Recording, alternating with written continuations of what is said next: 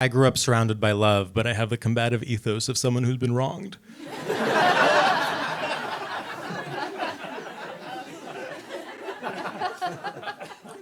I grew up Greek, ethnically Greek, not fraternity Greek. It is weird that that word means those two very different things in America, right? Like, are you part of a rich cultural heritage that goes back to the birth of democracy, or are you illiterate? You know. And no offense to anyone here if you were in a fraternity. I know you guys have a temper, but just for me personally speaking, life is already so stupid on a day-to-day basis that I can't imagine on top of that having to be like, he's my brother, you know, but to each his own.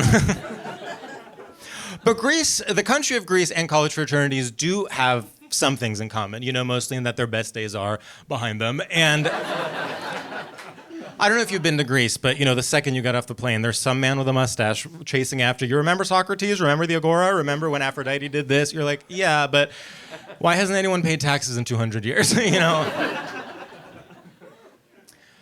Everyone has a different relationship to their ethnic background, right? For me, being Greek means that every 2 weeks I trim my shoulder bangs. And you can't see, but right now I'm rocking a fuck-ass bob.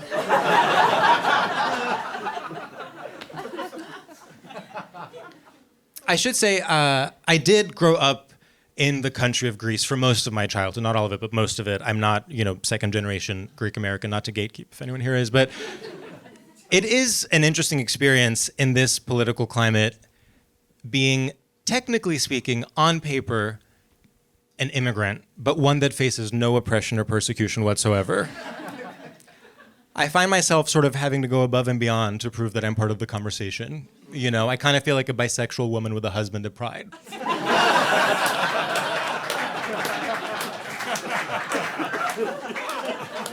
You know, just saying the chants a little too loudly, you know. A queer family can look like anything. You're like, I guess.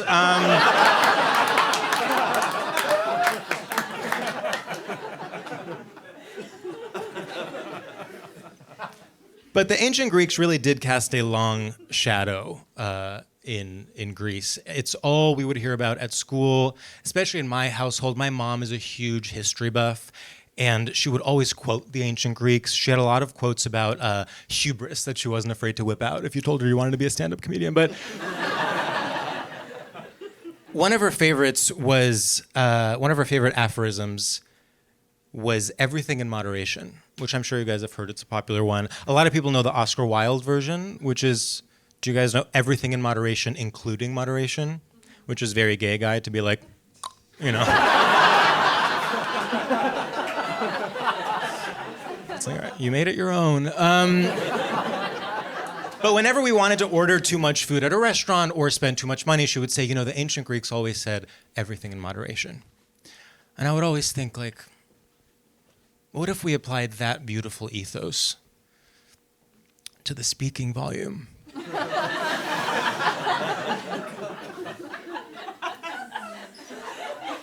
Of our entire family. Kind of as a nod to our ancestors. Never really caught on. Does anyone here come up from a loud family? Yeah. Anyone? Greek, Italian, those are the ones I feel comfortable listing.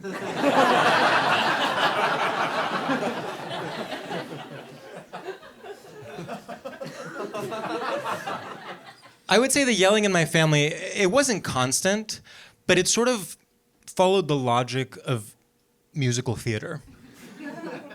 I'll explain. So a scene would start and everyone would be speaking normally. And you'd think, maybe they're normal. But then the moment there was anything even approaching emotional stakes, or often in a moment of introspection, someone would break into a yelling number.